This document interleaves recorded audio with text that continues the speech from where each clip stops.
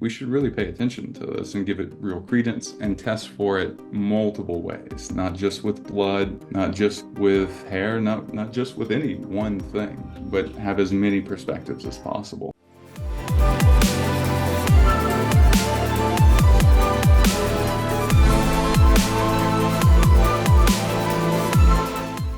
We can look at a lot of the modern epidemics of human health problems that are really unique to the last 75 years or so, in specifically the Western world or the modernizing world that is becoming westernized in terms of diet and lifestyle.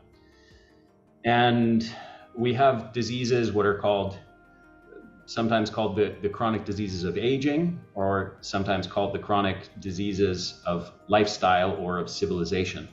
These include things like obesity, diabetes, heart disease, cancer, dementia and Alzheimer's,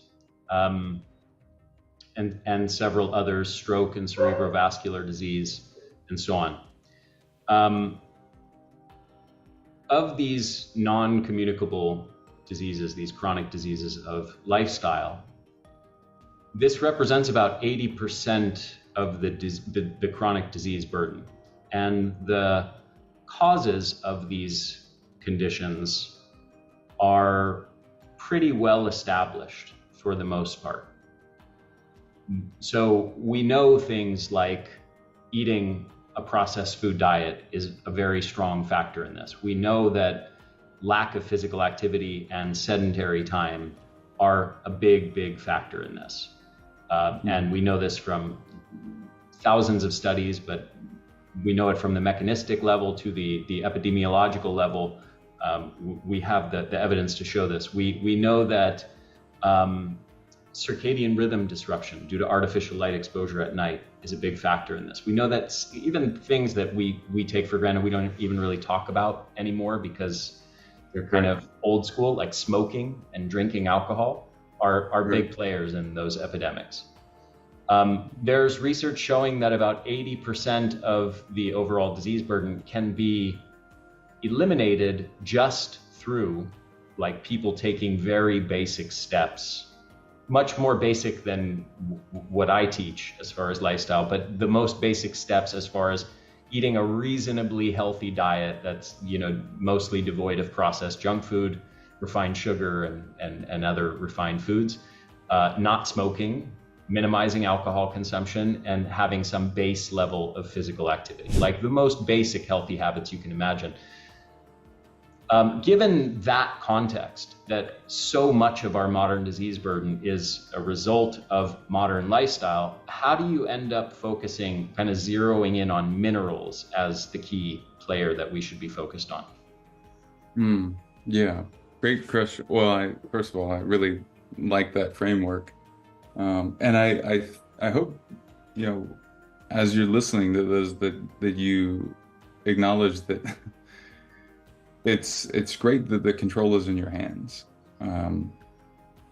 I would say just that my only thing is that I would, if anything, just push it even further and say that just for anyone out there that is, maybe fearful because they've been labeled with, whatever it is, whatever lack of ease it is, it's called, that one way or another, if we really sat down and looked at it, we could trace it back in part to some sort of mitochondrial issue that is in some way linked also to too much of something like iron excess,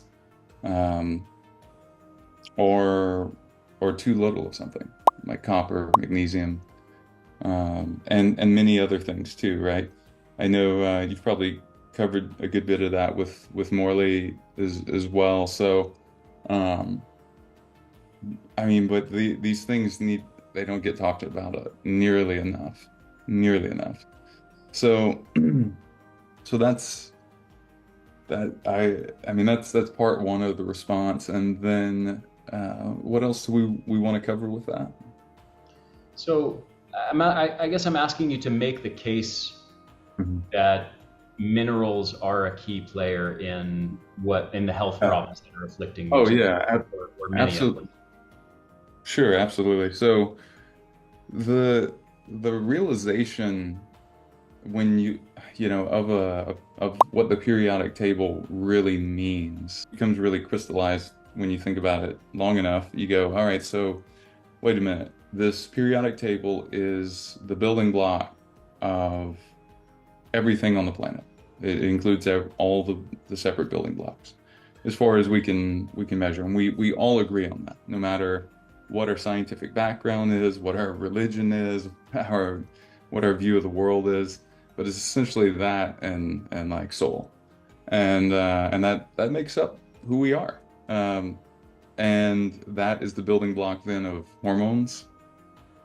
Is and then when I've given talks different really around the world as well, and even when I know I have a lot of hormone specialists in the room, I'll ask people, so what are the, like, by a show of hands, who can talk about the building blocks of these hormones that you're optimizing, that you're an expert in?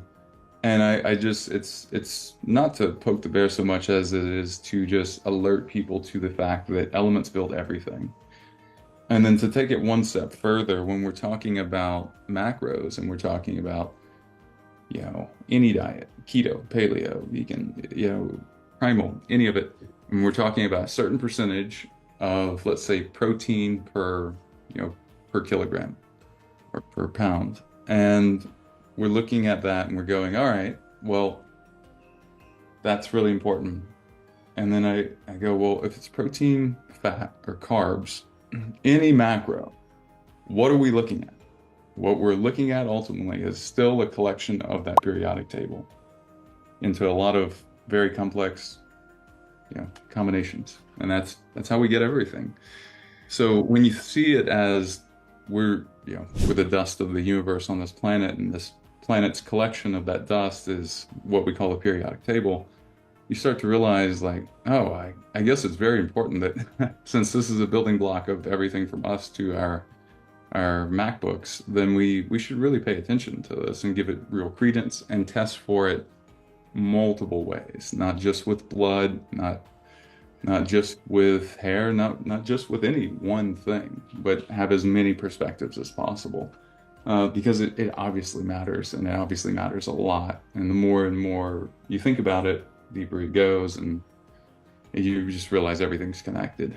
And there's a lot of it, frankly, that we still don't understand. I'll be the first to admit that. The more I've learned, even in developing, a unique delivery system, with some unique equipment, there's so much, because we don't really understand what happens when you say, for example, put potassium in the body. Like, what really happens? Well, we know potassium is needed for things like adrenal support, etc. But really, what's happening? And then when we mix multiple other nutrients with it, what happens? It's curious. It's interesting to think about, but we certainly have a long way to go.